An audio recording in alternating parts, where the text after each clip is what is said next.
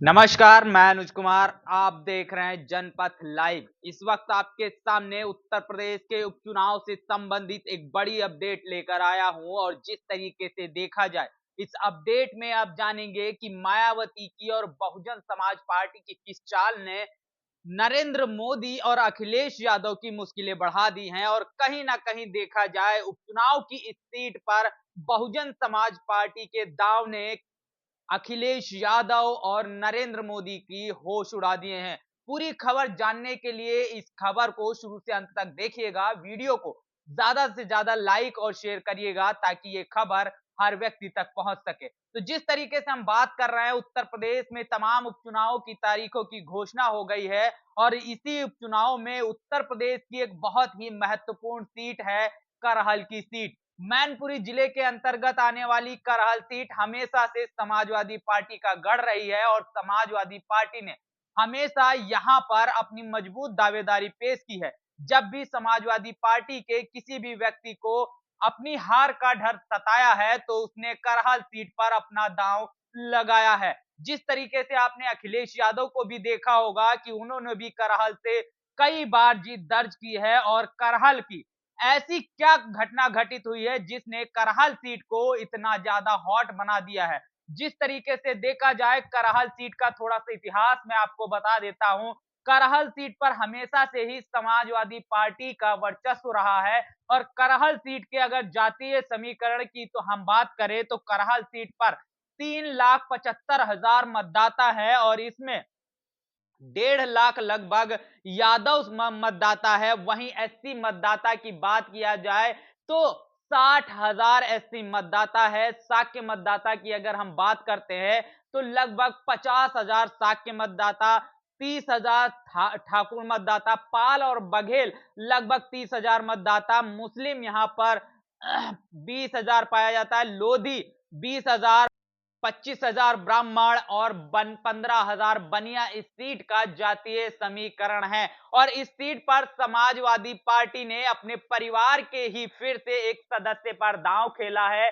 अपने भतीजे को अखिलेश यादव ने यहां से चुनाव लड़ाने के लिए उनका नामांकन किया है, तेज प्रताप यादव। और तेज प्रताप यादव को नामांकन करा के अखिलेश यादव, डिंपल यादव, शिवपाल यादव तमाम लोग इस सीट पर समाजवादी पार्टी के चुनाव प्रचार प्रसार के लिए मैदान में कूद पड़े हैं। अब ऐसे में इस सीट पर लगातार तमाम संशय थे। ये कहा जा रहा था ये सीट खुले तौर पर अखिलेश यादव तेज प्रताप के खाते में डाल रहे हैं और जिस तरीके से आपने देखा लोकसभा चुनाव के अंतर्गत भी तमाम सीटों पर जो यादव मतदाता जो लोगों को जो सीट दी गई वो तमाम यादव कैंडिडेट अखिलेश यादव के परिवार के ही थे। अखिलेश यादव ने अपने परिवार के इतर किसी भी यादव समुदाय के व्यक्ति को टिकट नहीं दिया और एक बार फिर से उपचुनाव में अखिलेश यादव ने अपनी सबसे मजबूत सीट पर अपने ही परिवार के यानी कि अपने ही भतीजे तेज प्रताप यादव को इस सीट पर चुनाव लड़ाने के लिए नामांकन करा दिया है। लेकिन मायावती जी के इस दांव ने अखिलेश यादव और नरेंद्र मोदी की मुश्किलें बढ़ा दी हैं। जिस तरीके से देखा जाए, बहुजन समाज पार्टी ने करहल की इस सीट पर शाक्य समुदाय से आने वाले डॉक्टर अविनाश शाक्य को इस पर टिकट दिया है और ये लगातार 2018 से बहुजन समाज पार्टी के सक्रिय कार्यकर्ता हैं, बहुजन समाज पार्टी को मजबूत कर रहे हैं और इनका एक अच्छी छवि करहल के अंदर पाई जाती है। अब ऐसे में अगर जो समीकरण बनकर आ रहे हैं, अगर शाक्य मतदाताओं को अविनाश साधने में कामयाब होते हैं तो लगभग 50,000 शाक्य और 60,000 दलित मतदाता इस सीट पर बड़ा खेल कर सकते हैं। वहीं जिस तरीके से भारतीय जनता पार्टी की बात किया जाए तो पहले ये अनुमान लगाया जा रहा था कि भारतीय जनता पार्टी इस सीट पर शाक्य मतदाता की कैंडिडेट पर दांव लगा सकती है, लेकिन बहुजन समाज पार्टी के शाक्य कैंडिडेट आने के बाद यहां पर भारतीय जनता पार्टी की मुश्किलें भी बढ़ती हुई नजर आ रही हैं।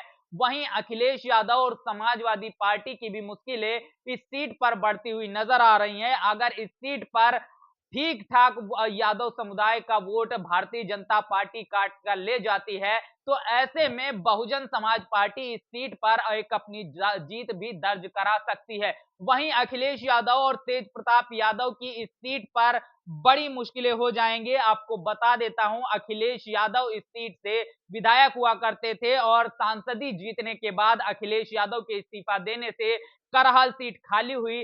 अब तेज प्रताप के कंधों पर यह भी है कि वो अखिलेश यादव की उस साख को बचाए और इसीलिए ये सीट समाजवादी पार्टी के लिए बहुत ज्यादा महत्वपूर्ण हो जाती है और समाजवादी पार्टी ने इस सीट पर फिर से किसी अन्य यादव को वोट देने से बेहतर अपने परिवार के ही एक व्यक्ति को टिकट देना ज्यादा बेहतर समझा और अखिलेश यादव ने अपने ही भतीजे तेज प्रताप यादव पर दांव खेला है और तेज प्रताप यादव के कंधों पर अब अखिलेश यादव की विरासत बचाने की भी जिम्मेदारी है। ऐसे में लगातार जो तमाम चीजें निकल कर आ रही हैं और बहुजन समाज पार्टी का जो कैंडिडेट इस सीट पर अनाउंस हुआ है, जो कि साक्य समुदाय से आने वाला है और उसकी छवि भी करहल के अंदर बहुत अच्छी बताई जा रही है और पेशे से डॉक्टर हैं और ऐसे में बहुजन समाज पार्टी के कैंडिडेट अगर एससी और साक्य समुदाय का वोटर साधने में कामयाब होता है, साथ ही साथ जो पाल बघेल और तमाम अन्य जाति के जो लोग हैं जो इस सीट पर मौजूद हैं, उनको साधने में अगर ये बहुजन समाज पार्टी का कैंडिडेट कामयाब होता है तो इस सीट पर बहुजन समाज पार्टी एक बड़ा खेल कर सकती है।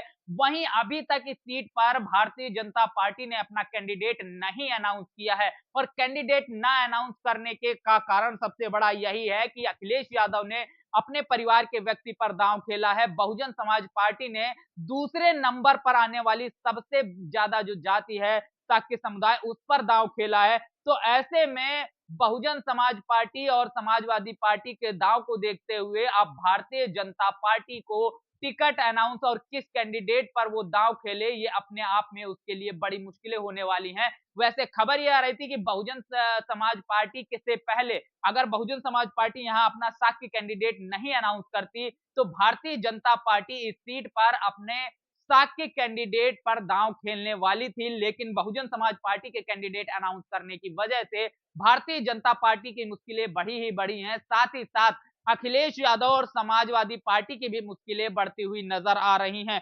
लगातार अपने परिवार के ही यादव कैंडिडेट को टिकट देना कहीं ना कहीं अखिलेश यादव को इस सीट पर भारी भी पड़ सकता है। कहा यह जा रहा है कि अपने परिवार के इतर यादव समुदाय के किसी भी व्यक्ति को टिकट ना देने से अखिलेश यादव के प्रति भी यादव समुदाय में एक नाराजगी देखने को मिल रही है।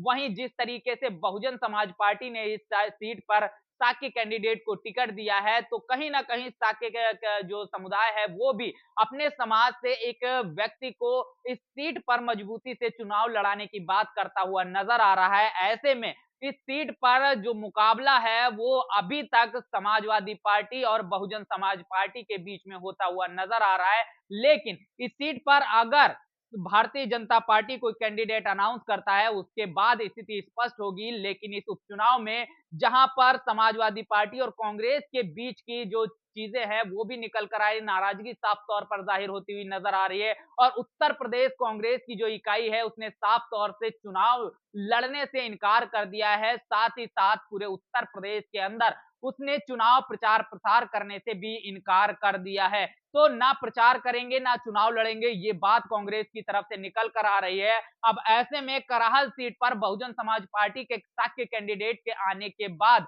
मुश्किलें भारतीय जनता पार्टी और समाजवादी पार्टी की बढ़ती हुई नजर आ रही है। बहरहाल इस सीट पर क्या कुछ होगा ये तो चुनाव के नतीजे ही बताएंगे। 13 तारीख को यहाँ पर चुनाव होना है और उसके 10 दिन बाद 23 तारीख को चुनाव के रिजल्ट का अनाउंस होगा। क्या कुछ होगा वो तमाम खबरें आपके सामने लेकर हाजिर रहूंगा। बहरहाल इस खबर को लेकर बहुजन समाज पार्टी के साक्य कैंडिडेट को लेकर करहल से अगर आप हमारी खबर देख रहे हैं तो उसके अनुसार क्या कुछ समीकरण आपको नजर आ रहे हैं, कमेंट में अपनी राय जरूर दर्ज करिएगा। बने रहिएगा जनपथ लाइव के साथ, मिलेंगे अगली वीडियो में। धन्यवाद।